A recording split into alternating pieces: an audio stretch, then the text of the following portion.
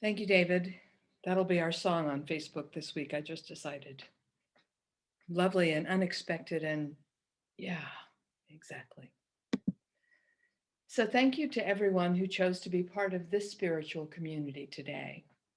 In our virtual world, we know you have many choices, and we're delighted you chose to spend part of your morning with us. Today, we finish up our January series on the basic ideas of the science of mind.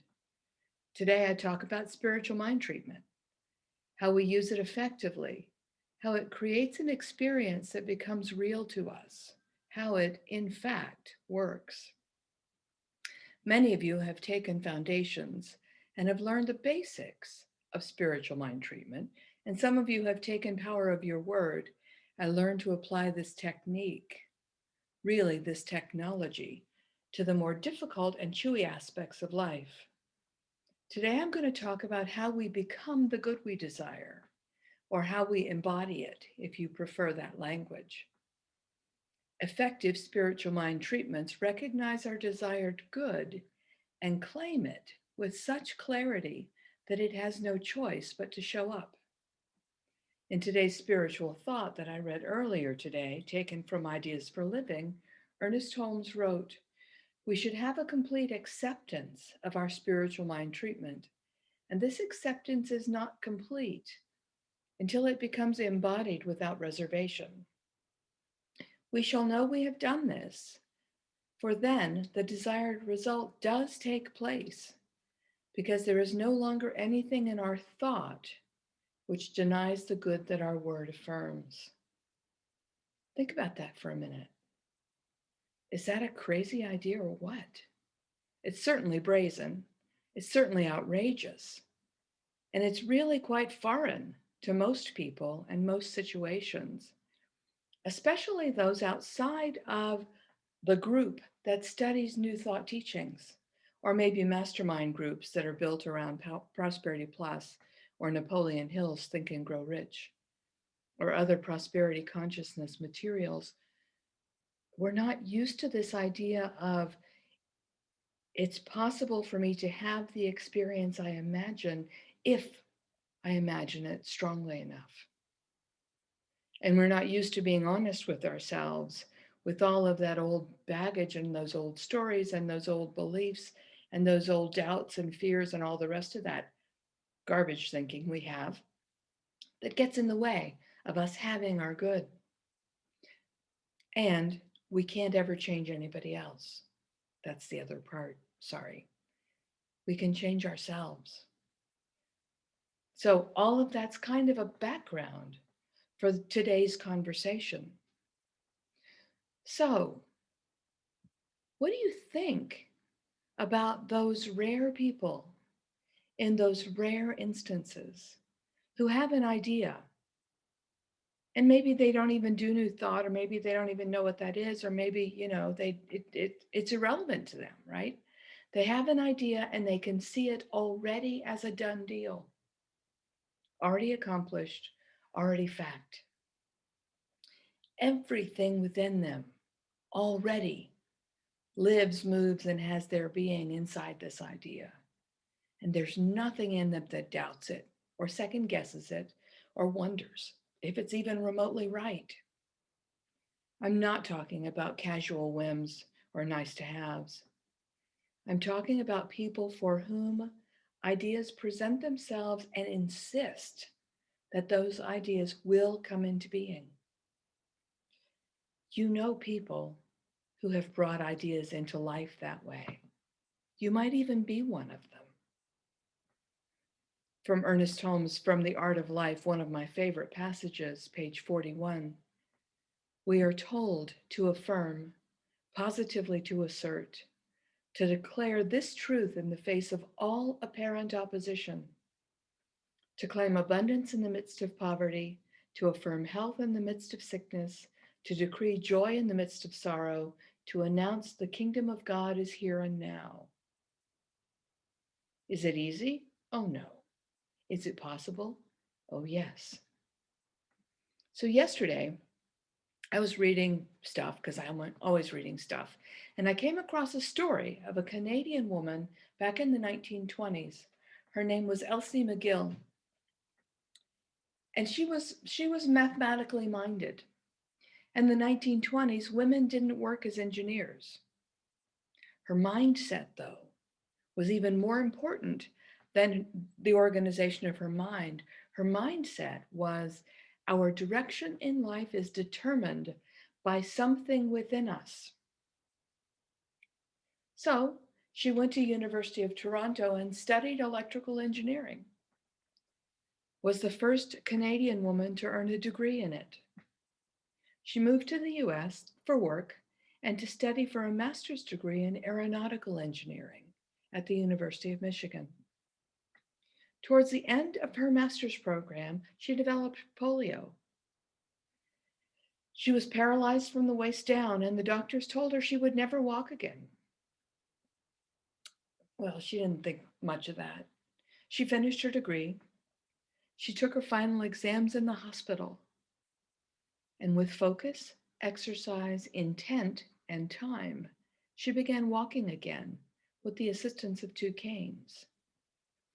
She went on to further success, becoming the chief aeronautical engineer at the Canadian Car and Foundry.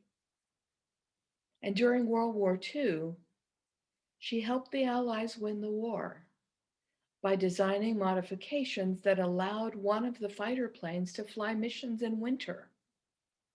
Most of us don't have that level and that clarity of focus. Even in this teaching, most of us don't live in this high voltage, focused, driven space 100% of the time, which is probably a good thing. It's exhausting, it's energizing, and it's exhilarating to live there. And we are making something happen. There's very little in the collective unconscious or common hour thinking that supports this worldview. If anything, that kind of obsession is discouraged.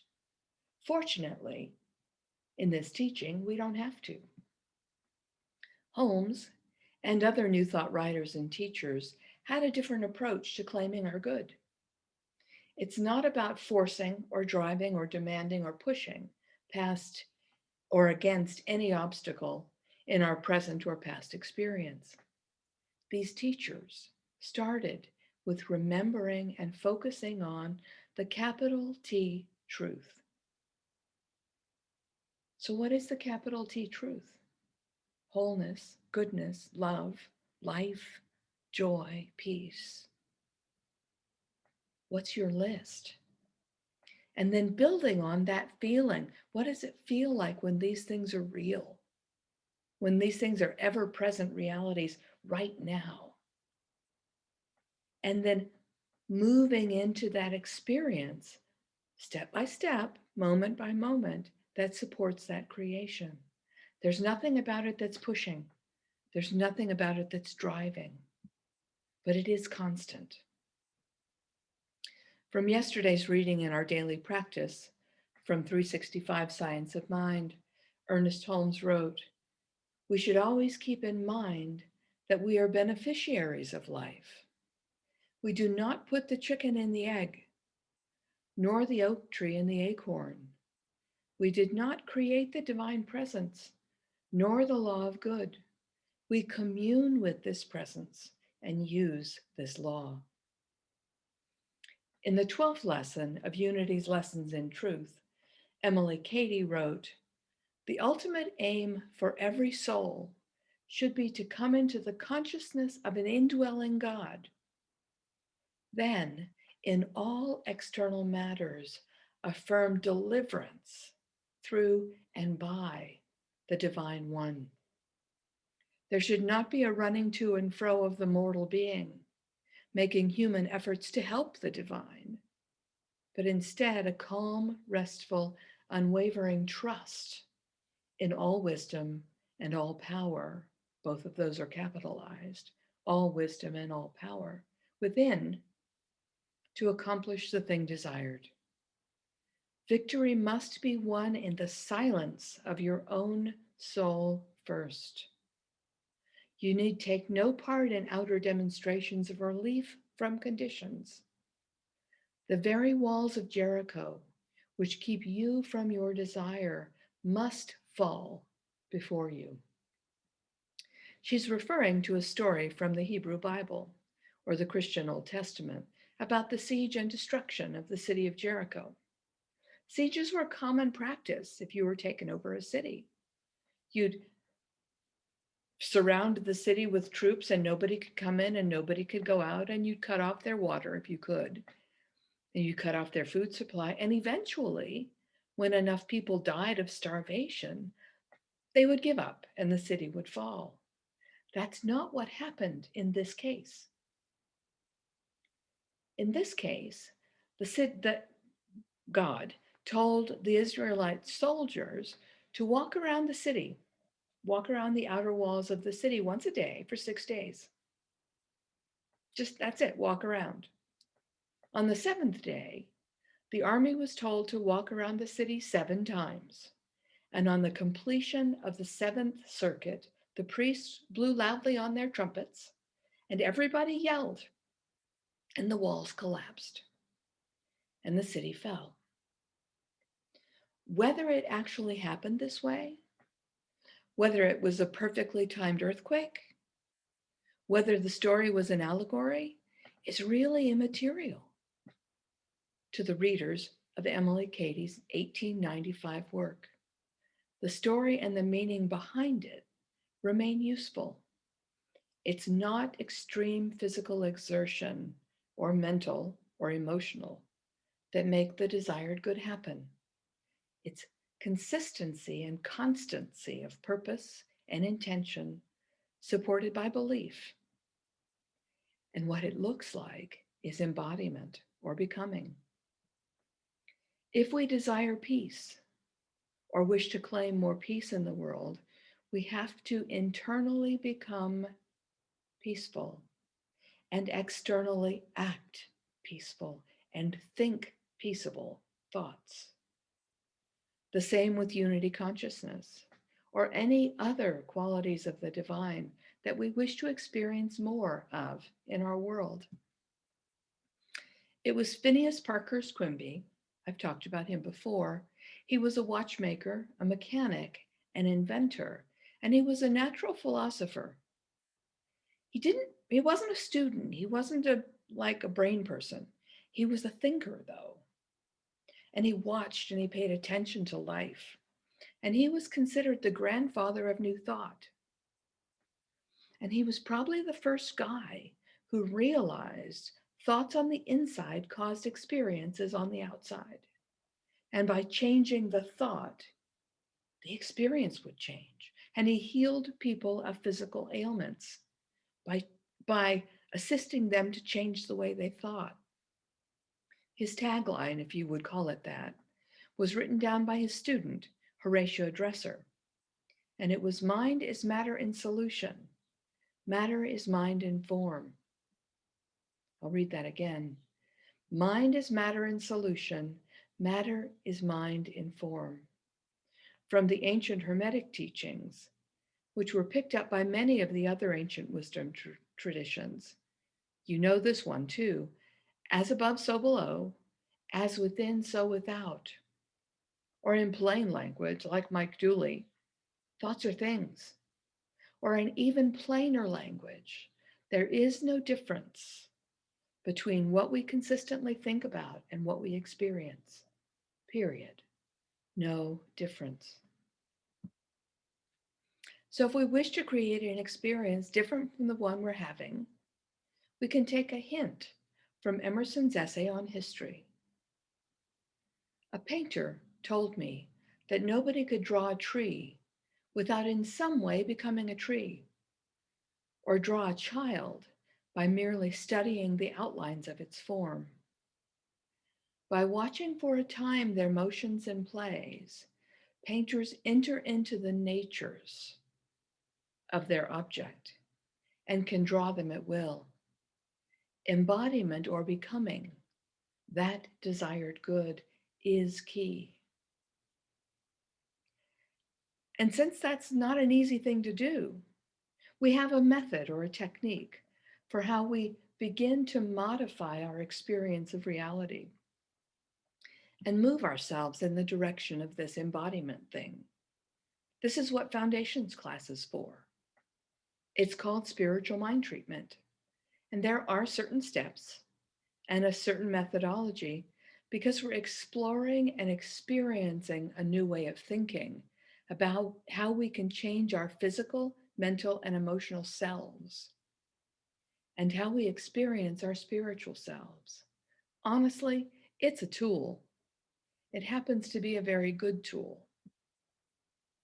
And in order to pass the test at the end of Foundations and practitioner training and ministerial school, it's a tool you have to learn to use with greater and greater skill on more and more complex and mentally and emotionally difficult topics.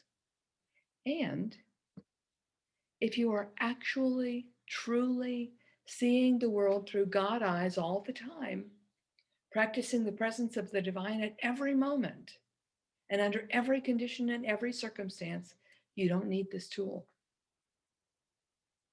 For the rest of us mortals, it's useful to have a tool, and we can learn to use it more proficiently.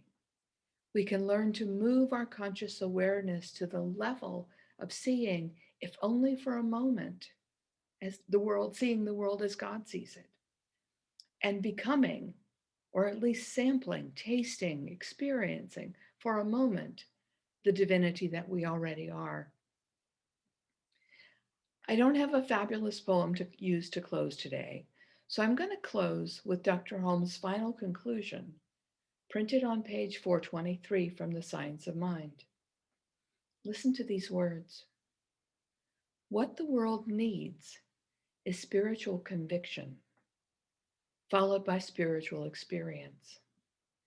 I would rather see a student of this science prove its principle than have him or her, repeat all the words of wisdom that have ever been uttered. It's far easier to teach the truth than to practice it. But the practice of truth is personal to each. And in the long run, no one can live our lives for us. To each is given what they need, and the gifts of heaven come alike to all. How shall we use these gifts is all that matters. To hold one's thought steadfastly to the constructive, to that which endures, to the truth may not be easy in a rapidly changing world. But to one who makes the attempt, much is guaranteed. The essence of spiritual mind healing and of all true religious philosophy is an inner realization of the presence of perfection within and around about. It is the hope of heaven, the voice of God proclaiming, I am that which thou art that which I am. Not a simple thing, not a small thing, not easy, and yet within our grasp, every single one of us. It takes work, it takes practice, and practice and practice and practice and practice and practice. And redirecting when we get distracted. Do that. Bless yourself and bless us all. Thank you. So I'm going to roll into the prayer. And I'd like you to think about some area of your life that you'd like to have a greater experience of embodiment, some level where you wish to be more than you have known yourself to be. While I speak the words.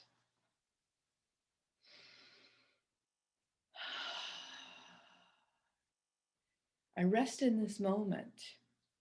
I rest in this space of divinity. I rest in this space of remembering that one mind, that one life, that one beingness that has already given itself to me and to all of life. And I remember that I access as much of it as I care to at any moment. And I am perpetually able to access more. And this is as true for each beloved on this call or anyone who hears this talk later as it is for me. Each one always already has access to a full experience of the all that is, that whole and holy presence that spun the planets and makes our hearts beat and everything in between. And as I see with God eyes, I see the world as it truly is. And as I put down all the small ideas I have about people and things and places and groups and blah, blah, blah, I can step into a greater experience of oneness. So I put my attention on that. I put my focus on that. And I move in that direction. And even though I know I will fall over and just crash and burn, that doesn't prevent me from getting up and trying again. Because I know the oneness has already given the gift. That divine love lives, moves, and has its being already as me, already as each beloved. And no one is ever excluded. So I breathe in that and I expand my awareness to accept more and more good, more and more life, more and more love, more and more peace, more and more joy. And I feel grateful for the opportunity to do this practice. I feel grateful for this opportunity to remember these truths. And I celebrate each and all as they have their own experiences of this one mind. And know that everyone achieves their desired good. Big idea. So I rest in this love. I rest in this peace. I rest in this joy. I rest in this magnificent thing called life. I celebrate it. I celebrate the opportunity to pay attention to it and to explore it and to experience and to express it. And I see it as abundantly good and available to all. And I let it be. And so it is.